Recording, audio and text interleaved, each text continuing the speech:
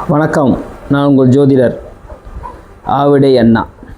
வாழ்க்கையே ஒரு பயணம் தானே. இந்த யூடியூப் சேனல் சந்திப்பது மற்றற்ற மகிழ்ச்சி.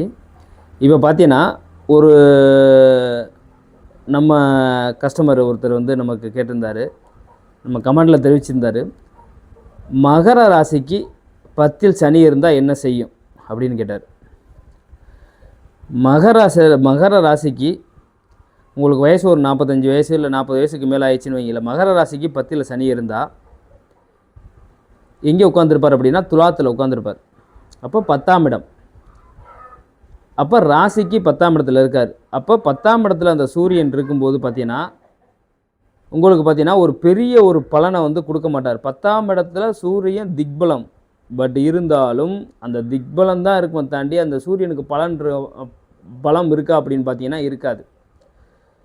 அவருக்கு வீடு கொடுத்த சுக்கிரன் உங்களுக்கு பார்த்தீங்கன்னா ரிஷபத்திலையோ இல்லை இந்த சூரியனோடவோ சேர்ந்து இருந்துச்சு அப்படின்னா ஒரு அபரிவிதமான வளர்ச்சியை கொடுக்கும்.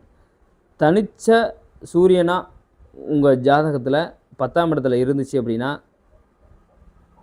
நீங்கள் தொழில் பண்ணுறதுல ரொம்ப எச்சரிக்கையாக இருங்க.